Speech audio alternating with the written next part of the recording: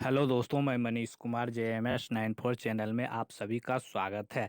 आज के लिए आप सबों को टॉपिक लाया हूं, आधुनिक भारत के नवनिर्माण में सरदार वल्लभ भाई पटेल का क्या योगदान था। तो भारतीय स्वतंत्रता आंदोलन के सूत्रधारों में से सरदार वल्लभ भाई पटेल का नाम प्रमुखता से लिया जाता है। भारतीय स्वतंत्रता संग्राम में सरदार पटेल का आगमन लगभग उसी वक्त हुआ जब महात्मा गांधी दक्षिण अफ्रीका से भारत लौटकर इसे व्यापक जनाधार देने में जुटे थे। इस कथन में कोई अतिशयोक्ति नहीं है कि स्वतंत्रता आंदोलन को व्यापक जनाधार देने में जितनी भूमिका सरदार पटेल ने निभाई उतनी अन्य किसी भी नायक ने नहीं निभाई। और जब ब्रिटिश अंततः भारत छोड़ने के लिए बाध्य हुए थे तो इसके जी पश्चात तत्कालीन भारत को आज का संगठित रूप देने में उनका योगदान सर्वाधिक रहा है। देशी रियासतों को भारत के एक छत्र के नीचे लाने में सरदार पटेल, जो एक उस समय उप प्रधानमंत्री एवं गृह मंत्री थे, उन्होंने एक शक्तिशाली संयोजक की भूमिका निभाई थी। यही कारण था कि उन्हें लॉर्ड बेलेल ने भारत का बिस्मार्क घोषित किया। JRD टाटा ने अपने संस्मरण में यहाँ तक कहा कि जब वे महात्मा गांधी से मिले तो वे उनसे साहस एवं प्रेरणा प्राप्त करते थे, किंतु एक संशय सदैव बना रहता था। जब वे नेहरू से मिले तो उन्हें एक भावुक क्रांतिकारी किंतु परेशान एवं विकल्प व्यक्ति मिला, लेकिन जब वे सरदार पटेल से मिले तो उन्हें भारत के भविष्य के संदर्भ में एक ऊर्जावान एवं आत्मविश्वास से परिपूर्ण व्यक्ति मिला। मैं कई बार ऐसा सोचता हूं कि नेहरू की अपेक्षा सरदार पटेल भारत का नेतृत्व संभालते हुए भारत को निश्चय ही एक पृथक दिशा मिलती है एवं इसकी आर्थिक स्थिति आज से बेहतर होती। भारत के स्वतंत्रता संग्राम को विशाल जनाधार देने में सरदार पटेल द्वारा उद्घोषित एवं कार्यान्वित खेरा आंदोलन 1918 एवं बारडोली आंदोलन 1928 की अत्यंत महत्वपूर्ण भूमिका रही। इतिहासकार पट्टाभी सीतारमैया के अनुसार खेरा आंदोलन भारत के स्वतंत्रता इतिहास में इसलिए महत्वपूर्ण है कि इसके द्वारा दो महान नायक गांधी एवं पटेल करीब आए हुए दोनों धीरे धीरे एक दूसरे के पूरक बन गए। यदि गांधी ने आंदोलन को आत्मा प्रदान की तो पटेल ने इसे बाहुबल प्रदान किया। यह सरदार पटेल की व्यापक लोकप्रियता ही थी कि वे लाखों लोगों को एक दल के तहत लामबंद करने में सफल रहे। वे भारतीय आंदोलन को इसके इतिहास, संस्कृति एवं चिंतन में आरूढ़ करना चाहते थे। जिस समय देश में समाजवादी एवं प्रगतिशील आंदोलन जन्म ले रहा था तो उन्होंने हटकर स्वतंत्रता संग्राम को स्वदेशी जामा पहनाया।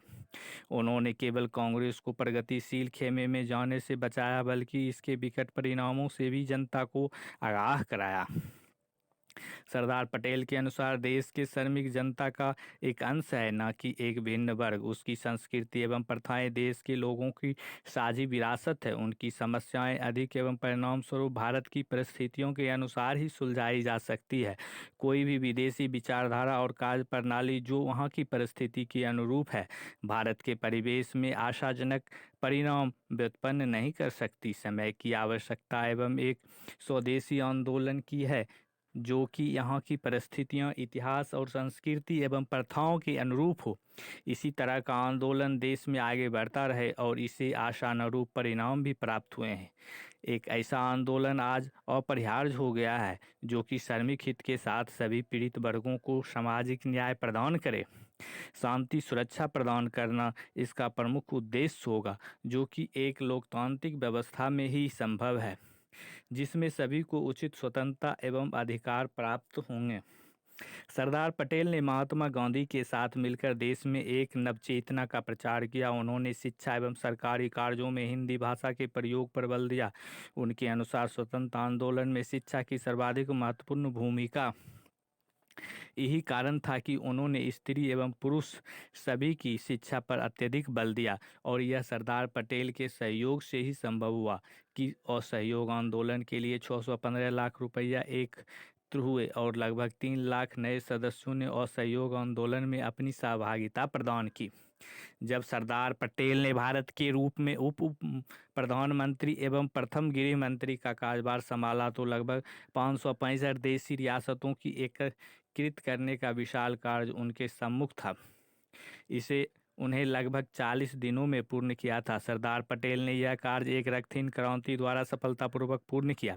इसमें कुछ अपवाद भी थे जहां थोड़ी बहुत शक्ति का प्रयोग भी अनिवार्य हुआ, जैसे कि जूनागढ़, हैदराबाद एवं कश्मीर में भारतीय स्वतंत्रता अधिनियम में यह प्रावधान था कि देशी रियासत या तो भारत में विलय हो सकती है या फिर पाकिस्तान में वे स्वतंत्र रहने का निर्णय भी ले सकती थी, किंतु ऐसा करते वक्त उन्हें भौगोलिक समीपता, जनसंख्या के सामुदायिक स्वरूप एवं जन इच्छा का भी ध्यान रखना था।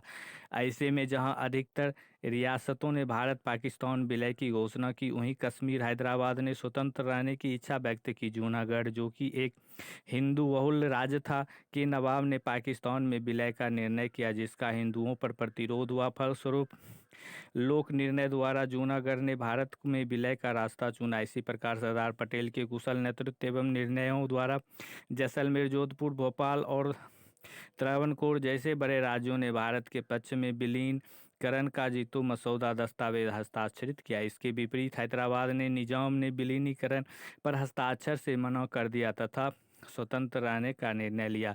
एक हिंदू बाहुल रियासत होने के अलावा तेलंगाना उपद्रव के समक्ष यह निर्णय आतंकित और पक्षपातपूर्ण एवं भारतीय स्वतंत्रता अधिनियम के विरुद्ध था। यद्यपि माउंटबेटन एवं जवाहरलाल नेहरू ने इस विषय में आपातकालीन बैठक भी बुलाई, लेकिन तब तक सरदार पटेल सेना को आदेश दे चुके थे।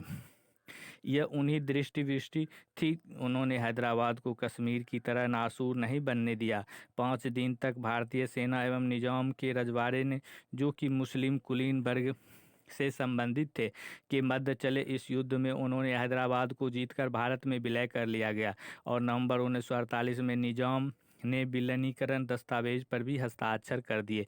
इस प्रकार हैदराबाद समस्या का समाधान हुआ और यह भारत की बदकिस्मती थी कि जिस कश्मीर समस्या से देश आज भी जूझ रहा है, वह यदि सरदार पटेल की योजना कार्य करती तो भारत का पूर्ण हिस्सा होता और पाक अधिकृत कश्मीर मिलाकर तथा भारत की सीमाएं अफगानिस्तान, किर्गिस्तान के साथ मिली होती एवं भारत की संप्रभुता की चुनौती देने वाला CPIC और चीन पाकिस्तान आर्थिक गलियाराज कैसी भी संभावना से दूर होता।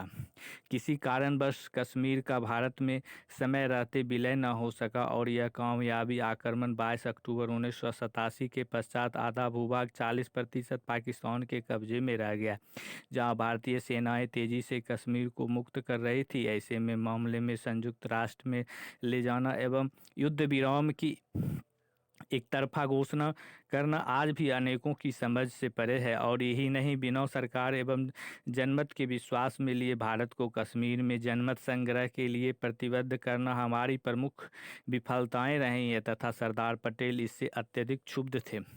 यह सरदार पटेल की दूरगामी सोच एवं कठोर निर्णयों का ही परिणाम था कि एक रंगीन क्रांति द्वारा संपूर्ण भारत को एक छत्र संप्रभुता के अधीन लाया गया और यदि कश्मीर का मामला इसके अधीन होता अथवा उन्हें हैदराबाद की तरह ही कश्मीर में स्वतंत्र रूप से कार्य करने दिया जाता तो आज कश्मीर का यह स्वरूप न होता। और यदि इतिहास के पन्ने खंगाले जाए तो पता चलता है कि जब पाकिस्तान ने हिंदू बल जूनागढ़ के विलय को स्वीकृत किया तो कश्मीर, जहां पर हिंदू मुसलमान जनसंख्या का लगभग समान ही था, कुछ प्रतिशत ही मुसलमान अधिक थे, पर पटेल ने पुनर्विचार किया और राजा हरि सिंह के कबायली आक्रमण के पश्चात भारत विलय का पुरजोर समर्थन किया। जहां पटेल की महिलाओं के समान अधिकारों की वकालत की, वहीं आज तक स्वच्छता अभियान भी उन्हीं के विचारों से प्रेरित है। सर्वप्रथम उन्होंने यह कार्य सन 1920 में अहमदाबाद में 222 दिनों तक लंबे सफाई अभियान द्वारा किया गया, जहां से वहां के मेयर थे और वे अल्पसंख्यक उप समिति के अध्यक्ष भी थे। उन्होंने अल्पसंख्यकों की सुरक्षा, विशेषकर पंजाब, बंगाल के लिए अनेकों कदम उठाए थे। वे सांप्रदायिक चुनावों के विरुद्ध थे, किंतु अल्पसंख्यक एवं हरिजनों के उचित प्रतिनिधित्व देने के पक्षधर भी थे। उन्होंने इन हरिजनों के लिए भी तो आरक्षण की मांग की।